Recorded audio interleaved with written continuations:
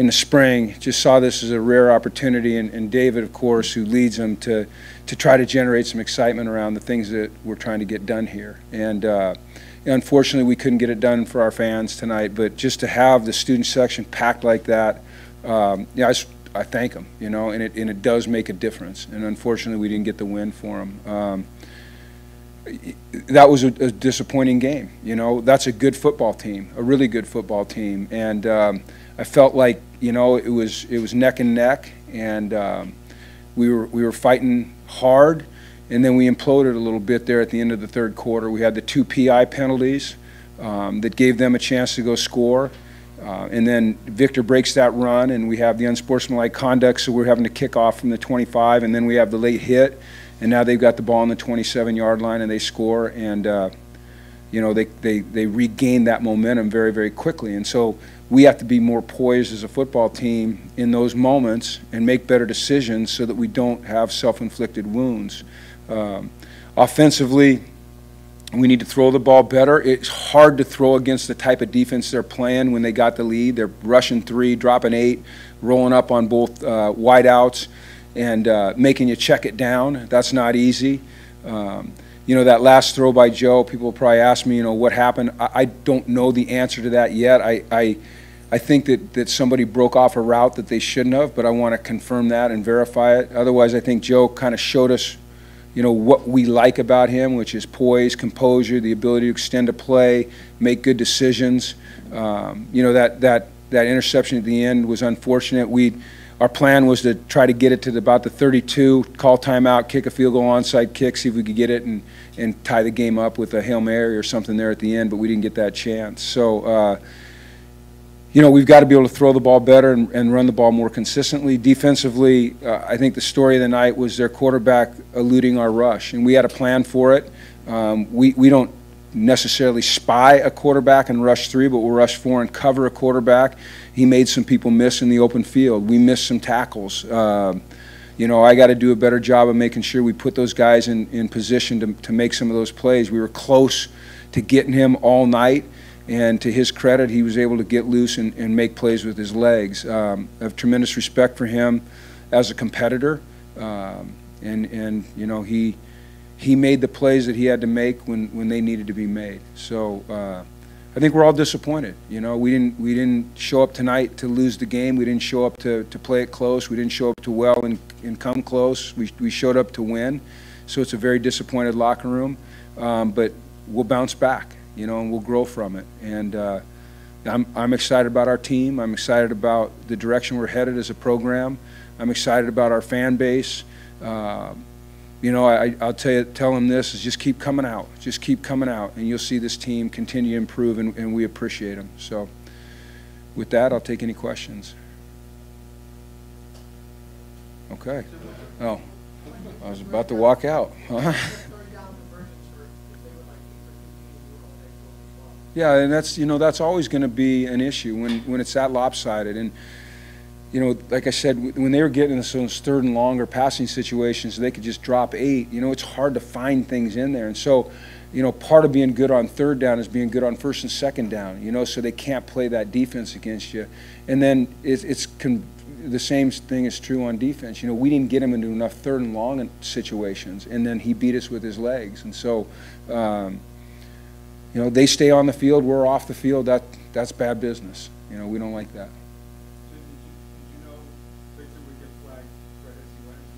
No, I didn't see it. You know, I knew he was going to score, and my mind went to, you know, what do we do next? And then I saw them flag him. I didn't even see him dive into the end zone. And we've just got to make better decisions there. They're going to call it. It is a rule, and we've just got to be better than that. You know, and I mean, nobody feels worse than Victor. He breaks off a great run. And we all have to learn from it. It's unfortunate when you learn those tough lessons in a loss, and they really sting. They really sting. What kind of what?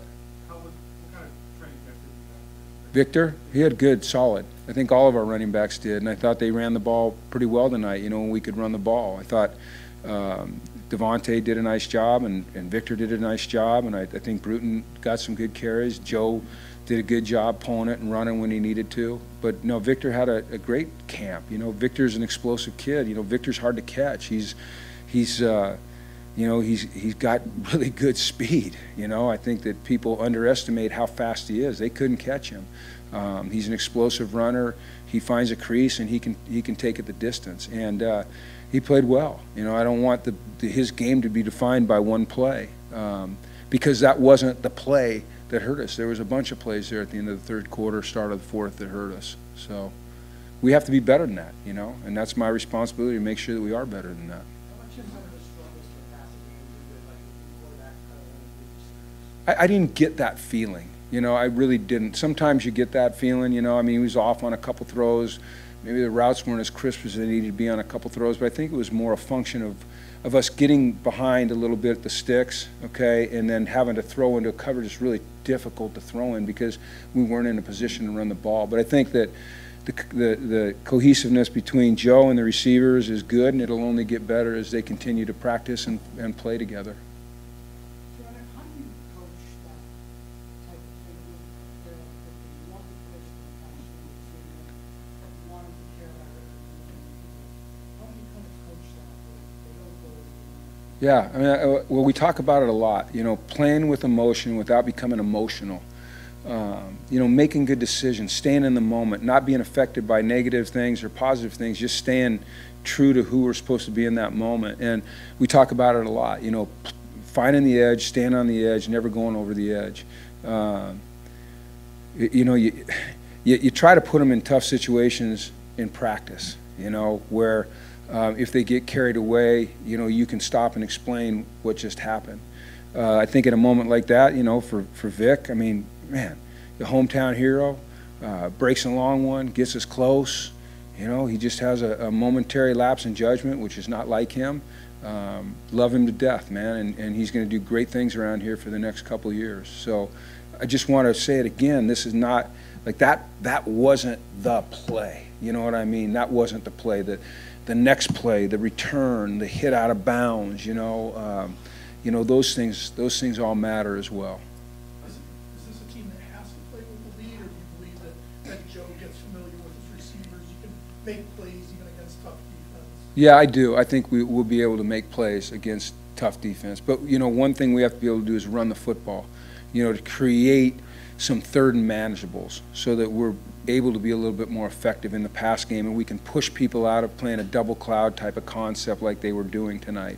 But I have high hopes for our passing game. I think that you'll see it improve dramatically through the year. I think Joe will become more comfortable with our receivers, and our receivers will get, you know, those guys that started the game tonight, you know, none of them played last year here. Cam Ross did, but just a little bit at the end of the year. So, you know, it's kind of a new group. So, you know, we're going to grow and we're going to get better. And I mean, I'm looking forward to seeing us come back and go back to work. You know, it stings right now. I mean, it really stings. We felt like we had a legitimate chance to win that game. You know, we fought them to the end. And when you don't get it done, it's tough. Jim, I know it's not what you show up to do, but when you take a step back and look at this competitive team that a year ago was 31-0 at half. Yeah. you take something from that? It's interesting. I do, but I hate to talk about it because I think it sounds like an excuse, and I think it sounds like I'm compromising. But if I take a step back, like you said, and I said, where are we as compared to a year ago against a team like North Carolina State, who's a really good football team, I do see the progress. But what's discouraging is when you see the progress, but you know the problems that hurt you to lose a game, and they're all things that were within our control. And so as a coach, you know, I look at it as a failure on my part when any of our players make mistakes like we made tonight. And so, yeah, you know, it's kind of, it's a tough situation to be in sometimes because you are encouraged, but you're discouraged at the same time. I don't know how to explain it other than that. So, all right, hey, thank you.